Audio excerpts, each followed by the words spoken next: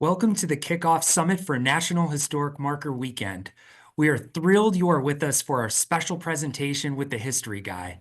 My name is Steve Bodner, and I lead marketing for the William G. Pomeroy Foundation, the nation's leading funder of historical markers. A core part of our mission is helping communities celebrate local history by providing fully funded grants for historical markers. Since 2005, the foundation has awarded more than 2,600 marker grants across the United States, all the way to Alaska. All of this is possible thanks to our founder and trustee, Bill Pomeroy. Without further ado, I'm delighted to turn it over to Bill for his welcome remarks. Bill? Thanks, Steve. Hi, folks. I'm excited to welcome you to our kickoff celebration for the one and only History Guy. You're part of something special today, something we've never done before. This is the Foundation's first ever volunteer summit as part of our Bigger and Better National Historic Marker Weekend. That's right. What's been a day for just the last 4 years, now on our 5th anniversary, it's a weekend. And it's coming soon, Friday, April 25th through Sunday, April 27th. Break out your cleaning gear. Bring your kids, your grandkids, your friends, bring a date. Have fun and do something good too. Now, in a moment, we'll hear from our keynote speaker, Lance Geiger, the history guy. He's going to tell us all about historical markers throughout history. But first, did you know that there are over 200,000 markers in the United States, and many of them haven't received care or maintenance for years? Weather, road salt, pollution, grit, grime, they take a toll, and that's where you and National Historic Marker Weekend come in. It's volunteers across the country come together in their communities to have fun cleaning markers. Everyone benefits. Markers are preserved and will be enjoyed by future generations. Anyone, anywhere can participate. All are welcome. And it's free too. No tickets, no donations, no fundraising, just fun. Plus, if you register, contests, prizes, and swag. So join the action. You can register at our website. That's wgpfoundation.org, or use the QR code on the screen. And we'll see you soon on April 25th and the 27th. Preserving markers is preserving history. So let's make history pop in our community. Back to you, Steve. Thank you to Bill Pomeroy for that fantastic welcome. We have an amazing National Historic Marker Weekend ahead of us. Continuing the fun and excitement, our keynote speaker is next. You know him from YouTube fame and his more than 1,700 videos on topics ranging from forgotten battles to the history of Syracuse salt potatoes. He has amassed a following of 1.5 million subscribers on YouTube, and his channel lives by the motto, "History deserves to be remembered." Now he's with us to celebrate. The Pomeroy Foundation is proud to present our keynote presentation with Lance Geiger, the history guy.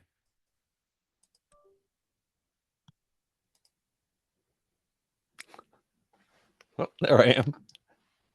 Thanks, Bill and Steve and everybody at the Pomeroy Foundation. I really should say we, because my little organization has 3 people in it, and one of those is my chief writer, my oldest son Josh, who generally takes lead with the Pomeroy Foundation. We have done a number of videos about Pomeroy markers that have been, fun, exciting videos, because Pomeroy and the history guy really share a particular view of history, and that is that history deserves to be remembered. Thanks, everybody, for signing on today and giving us a little bit of time out of your day to talk a little bit about history, and to talk about something that you can do that's very easy and very fun, that can help to actually hands-on make sure that history gets to be remembered. Of course, I'm the history guy, and if you know me, then you know that I believe that history deserves to be remembered. And there's a lot of reasons for this. Sometimes it's just a great story. I honestly think that very often history is a story that is more interesting than the stuff that we're getting out of Hollywood these days. But also, it's it's also who we are. Literally, history is who we are, and that really comes to the crux of what we're doing with historic markers, or what has been done for a very long time with historic markers, because we seem to have this desire to record our history, but we have a very fickle relationship with it. And I think I have a good example of that. I suspect you might recognize what this is, or actually, no, because it's really just a squeeze toy. I got the British Museum, but what it represents, of course, is a very famous object. This is a, a representation of a stone piece that's a piece of a second century BC stela of the Ptolemaic dynasty. The origin, which was the origin of it, of course, was the original version was not only larger than this, but I mean larger than the piece that's in the British Museum, much larger. Much of it has been broken off, and we'll talk about why that is in a second. But it's presumed to have originally been placed in a temple, and it was created after the coronation of Ptolemy V. And it records what is called the Memphis Decree, which was done by his priests. And it essentially said, you got a new ruler. And so we are proclaiming him a god emperor and proclaiming the new cult of the new emperor. And actually, we're lucky enough that the stela, the piece, which of course is called the Rosetta Stone, has a date on it that we're able to track to the modern calendar, and that this was actually this Memphis the Memphis decree, I'm sorry, actually occurred on March 27th in the year 196 BC. And that's a great historic marker when you want to think about that. And of course, what makes the stone so remarkable is that it records that same degree in 3 different texts, which the little squeeze toy shows you here. It had the not just the Greek, the ancient Greek, which we had luckily already knew how to read, but it also has the same text that's presented in both the Demotic script and the Egyptian Coptic script, and Egyptian hieroglyphs. And prior to that, we had trouble deciphering those ancient Egyptian scripts, and so we had very little idea what all sorts of things that might be called historic markers that were left behind by the ancient Egyptians said. And because of this stone, we were able to then decipher those and think of all the history that we found, because someone left this historical marker behind. And it was history that truly deserves to be remembered, that would have been lost were it not for this one stone that we happen to find. But the story of the stone that we call the Rosetta Stone doesn't really end there, because of course at some time it was moved or removed. Presumably that happened during the Mameluke period, which was some 1500 to 1700 years after it was erected. So I mean, think of this is a historical marker that stood for 1700 years. And then after some period of time, people said, well, we don't really care anymore. And they tore it down, and it was broken and thrown in a ditch, and it was used as a foundation for a fortification. And it stood for that long, and then it was lost. And that brings to mind another piece that's in the British Museum.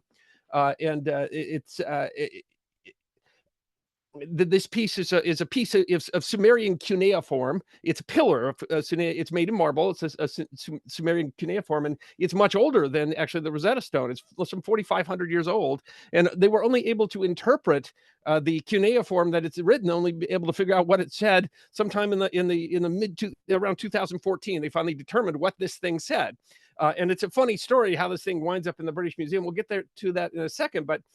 It was a sign. It was very much intended to be seen. There's what the Smithsonian Magazine writes is that the marble pillar's glistening surface would have been shown out brightly and assertively under the sun beating down on the plain. So this was made like a historic marker. It was a post that was placed there for people to saying, here's an important point in history. And the plaque itself is interesting because it might represent a record of the oldest known war in human history and the oldest known peace treaty in human history, because what it is a marble pillar that was intended to say, this land is ours, we won it in the war, stay off. And that is maybe a slightly different purpose than the marker that mentions Syracuse salt potatoes, but it has a very similar purpose if you think of it, because it says, hey, we're here, and this is who we are. And that says something about the nature of humans and human society and human history. That this thing that we do now, that Pomeroy does now, that we're asking you to go clean markers so that they last, long forever.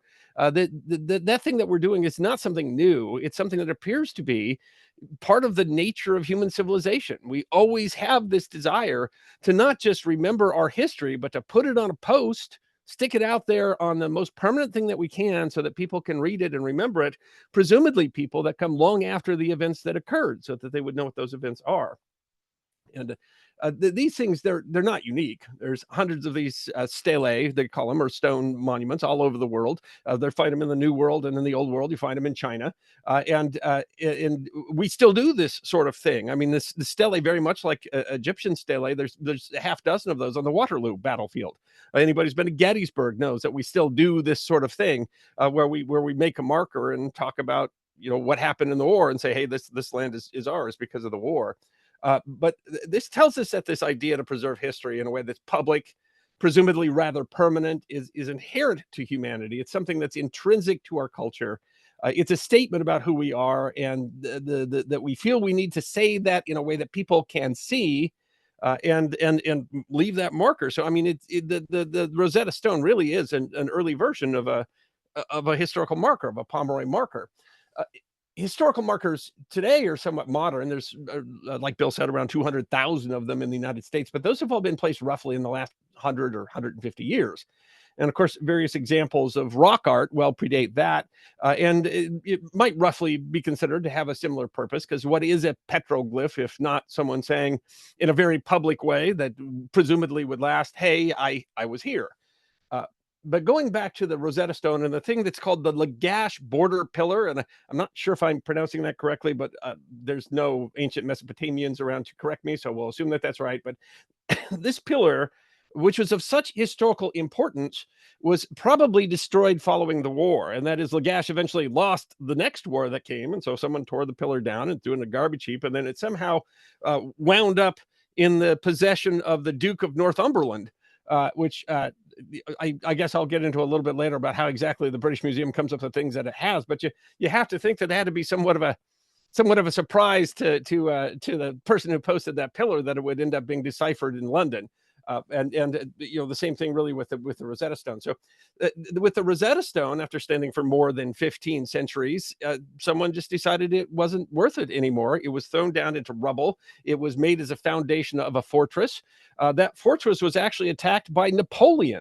And it was archaeologists that Napoleon took with him on his invasion of Egypt and Syria that dug up this stone and the foundation of this fortification that was being defended, ironically, by Mamelukes, by descendants of the people who probably broke the stone down, and who figured out its importance.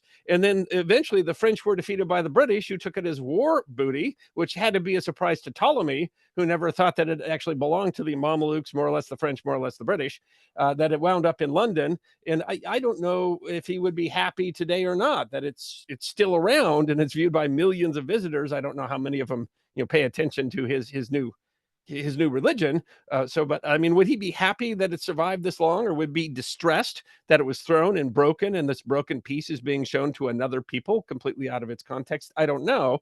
But what it says is, at some point, someone didn't have a National Historical Marker weekend and washed this marker off, and eventually it became forgotten and almost was discarded. And had it not been found, there's an awful lot of history that we might know. So I won't fully go into how the British Museum gets its stuff, but it's a bit of a frightening prospect for a couple 100,000 markers in the US, how we take care of them, because could they someday just wind up in a ditch, and whoever finds whatever ones they dig out of the garbage bin puts them on display in their museum somewhere else around the world because we didn't take the time to preserve them. And if you think about that, if you think about what's been found in terms of stelae, in terms of really the miracle of finding the Rosetta Stone, it's scary to think, because there are some hundreds of these sorts of ancient markers around the world, but it's scary to think what all there might have been, how many historical markers they had that didn't survive, and all the history that we don't know. I mean, the Lagash marker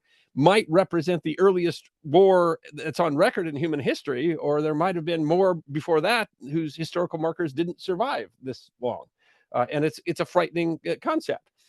And in some day is in some other world, are they going to be holding the marker for Syracuse salt potatoes and wondering who we were as a people because we didn't preserve all the markers that we have. So and yes, by the way, there's a potato marker, and Onondaga Lake Park, which is in Liverpool, New York. It's part of the Pomeroy Foundation's Hungry for History program, which seeks to preserve culinary and food history. And there's a full episode in the History Guy on Syracuse salt potatoes. If you didn't think that salt potatoes were interesting enough for 15 minutes of history, it's well worth your time. Go ahead and watch that. And that is all to say that we have to do more than just write down the history, but we also have to work to preserve it, because even things written in stone, things that can last 15 centuries, can become forgotten history or nearly forgotten history. And that's what the Historical Marker Weekend is, of course, all about. And how are we doing? To summarize so far, the idea of markers is not at all new. It's actually quite old. It's possibly as old as civilization. And for nearly as long as we've had written language, we've used it to write our history, and on something very solid, intended to last, and post it for everyone to see. And when you help to erect or preserve a historical marker, you're carrying on an ancient and vital tradition. And this is who we are. This is what deserves to be remembered. And I imagine that you would think by this point when you were told that I would be talking about a history of historical markers, you imagine by this point I would have moved forward from 200 BC, but bear with me. The Rosetta Stone and the Lagash Border Pillar also tell us that the memories can be short. I mean, not short, because they've lasted for thousands of years, but at some point, even the most important bits of history, I mean, think what these are. This is our land. This is our God. And at some point, those are considered to be irrelevant enough that they wound up in a dump somewhere. It's amazing that we have this record of the oldest known war in human history, except we don't know which markers before this were lost. So they demonstrate something that it might seem rather shocking, that these markers and some of our markers today, some of which certainly are suffering from neglect and certainly could use your tender loving care on the Historic Marker Weekend, they've only been around for a little more than a century. But what we learn from the Lagash Stone, from the Rosetta Stone, is that they still might be relevant to people, might be vitally important to understanding who we are 4 millennia from now. I mean, 4,000 years from now, will Syracuse salt potatoes represent society as much as the Lagash Stone does to us today, that we were just now able to interpret. And so that really tells you, I mean, I don't want to be hyperbolic here, but I'm telling you that when we make these markers, we do it because we believe that's a piece of history that deserves to be remembered. And when we say deserves to be remembered, that goes through the rest of human history. Those might be relevant for thousands of years. We know that because we know ancient cultures made them, and we know how important those are to us. And that's how valuable the markers that we have today are to us. We won't last forever, but maybe we can help the people who eventually come after us not have to wonder about who we were and where we were, so that we have our own marker saying this is who we were and this is our land. So as a time check, how much do I have? Where am I? 12:40. I think A few minutes. Time, right? Tell me if you need me to shut up. No, you've got time, Lance. You've got 5 to 7 minutes.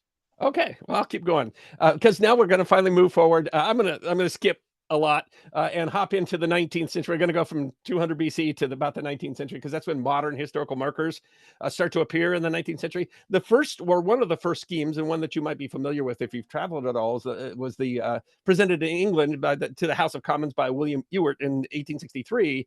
Although it wasn't until 1866 that they actually started to make the blue plaques that you are now very used to seeing across London. Those were originally made by a Society of Arts. And they placed 2 plaques in 1867. And now those are placed by usually the municipalities of the City of London. But you still see those all over London. But to give you an idea, those circular handmade pottery plaques that commemorate important historical locations, and anybody from London is familiar with them. The first was installed in Cavendish Square at 24 Hollis Street in 1867, marking the birthplace of the poet Lord Byron. And if you go look for that one, you won't find it, because that house was demolished in 1889, making another plaque placed in 1867 to Napoleon III, the oldest to survive. So the oldest one of those was placed in 1867, and that tells you how long these can preserve. But it also tells you the very first one of those made, which was commemorating Byron's birthplace, is now gone. It's been lost. The building is demolished. So even though we've gotten historical markers in the last 150 years, we still managed to keep losing them, pieces of history that maybe deserve to be remembered. The Society of Arts put up 35 plaques in the first 35 years, and less than half of those survive today. Half. So if you think about that, if we have 200,000-ish historical markers in the United States, In 35 years, how many of those will survive? And that really is a question of what we do to preserve them. And, what would Ptolemy V think of us if his stele lasted 1,700 years and ours can't even last 100?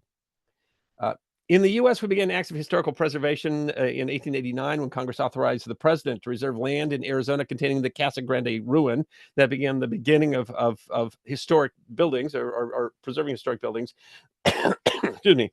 The country started establishing parks at major battlefields, established the Antiquities Act in 1906, which authorized the president to reserve national monuments. And in 1916, the government established the National Park Service with the duty to conserve the scenery and nature and historical objects and wildlife within parks and to provide for enjoyment of the same, which then eventually, by 1900, the Park Service was installing bronze plaques, the sorts of historical markers that we see today. And by 1960, the same sorts of historical markers that Pomeroy helps to erect and is right now helping to preserve. And think how recent that is. Although we've had different monuments and markers, obviously, before that, but I'm always reminded the Yorktown Monument, which is there in Virginia, which was built to commemorate the victory of George Washington at the Battle of Yorktown in 1781, and it was finally completed there in 1884. It took us 103 years to commemorate the battle. We had to fight a civil war in between.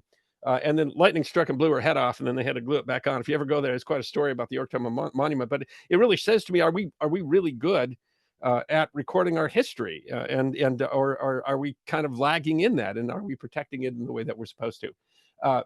Markers, if we know them, are a relatively new thing, though. But actually, there's a really interesting story. Ezra Meeker traveled along the Oregon Trail in the 1850s, and in 1906, he began a campaign. He decided to go travel the Oregon Trail again 56 years later, and he decided that he wanted to do a campaign to put historical markers along the Oregon Trail. And he started erecting those. In 1908, he helped to erect over 150 monuments. It was an extraordinary thing. He actually persuaded Congress to mint a commemorative $1 coin or 50-cent coin that they sold for $1, and the extra went to the markers. And that's really the beginning of funding those historical marker programs. Only a handful of those remain, though.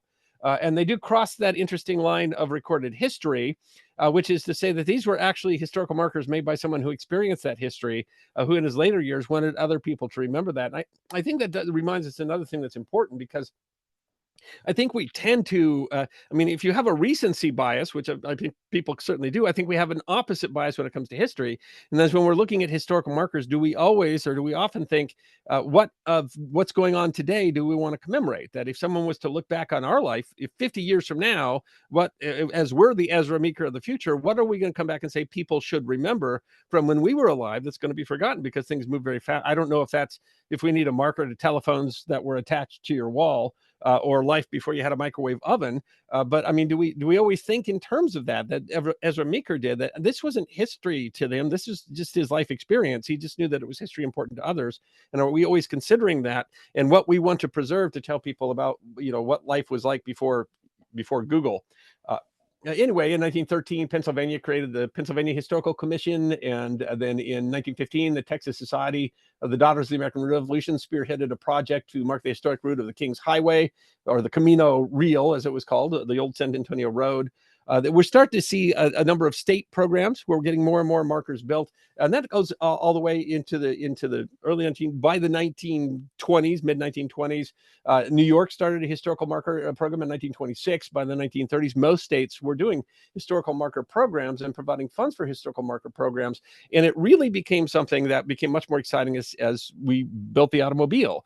Most of us, our experience with historical markers is because you were driving on a great family road trip, and you would stop now again to read the sign that's on the side of the road. And an interesting thing about those being on the side of the road is that in many times the places that they were marking weren't there anymore. The only thing that was representing it was the marker.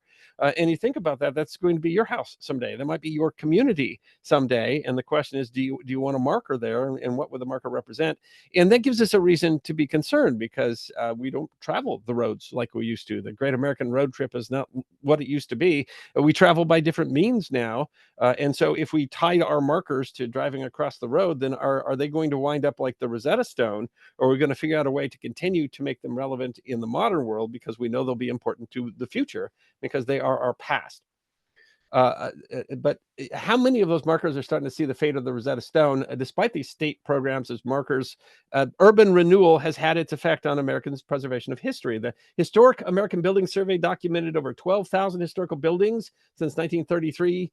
By 1966, half of those were either torn down or in disrepair. And so it's easy to say we've got 200,000 markers, we're protecting our history. But when you really look at it, much of our history has already gone the way of the Rosetta Stone, which lasted 1,500, 1,700 years before someone threw it in a ditch, and we've done that in 100 yeyears. And that shows how important it is that if we think history deserves to be remembered, that that's not just us learning our past, but us preserving our past and preserving our present, because that will become someone else's past, of course. And what's been left out in 1988, a study of the 1,170 markers in Tennessee showed that only 0.7% of markers dealt with Black history, and only 0.8% were related to white women. In fact, 0.9% were related just to Davy Crockett. So there were more Davy Crockett markers than there were to all women in Tennessee history. And so the other question is, with the 200,000 markers we have, what has been left out, and what is important for us to go preserve, to add to the database list.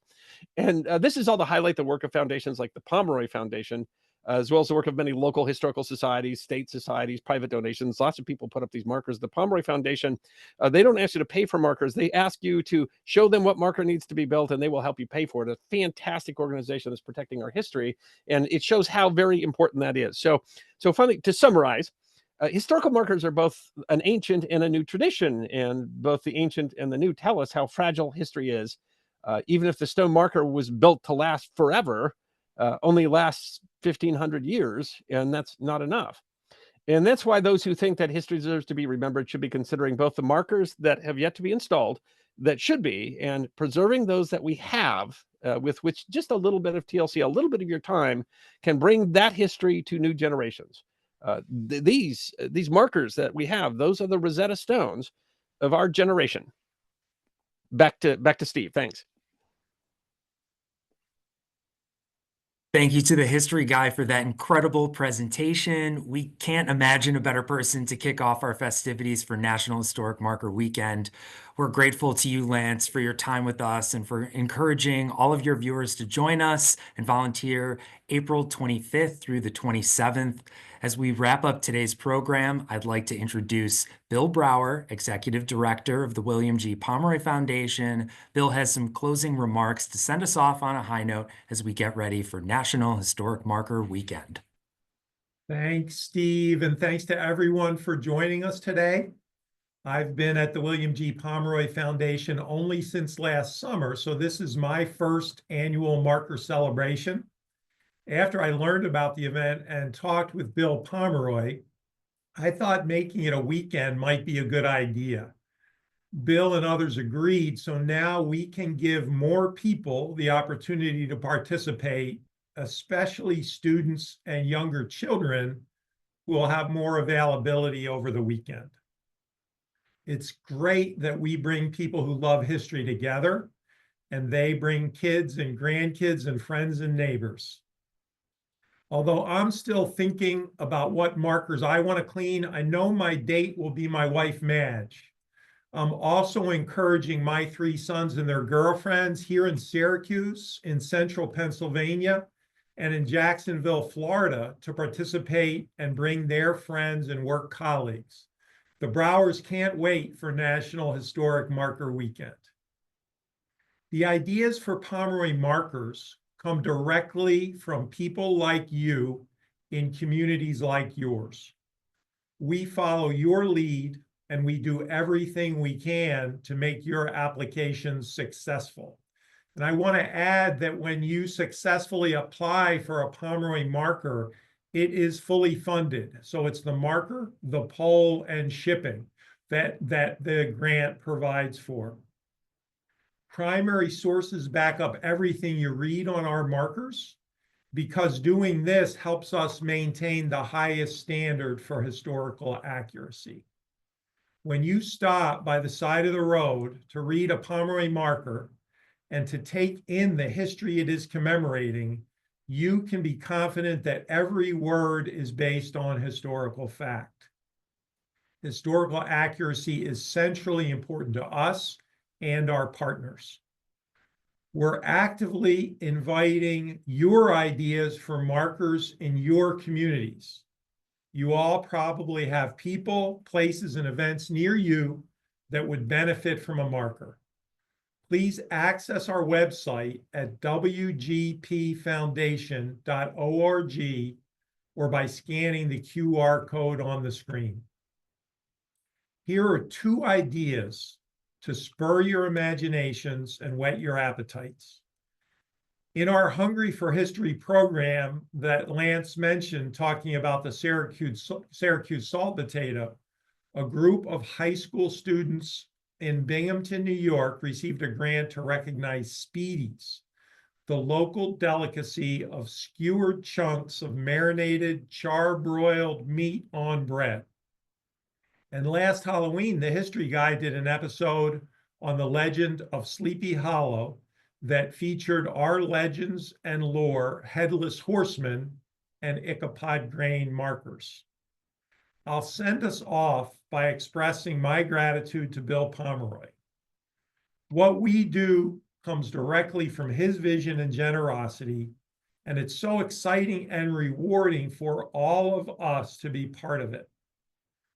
Special and heartfelt thanks to the History Guy for getting us fired up about historical markers and their importance, to Steve Bodner for planning, organizing, and serving as our summit MC, and to Ryan Jennings for handling our technology flawlessly.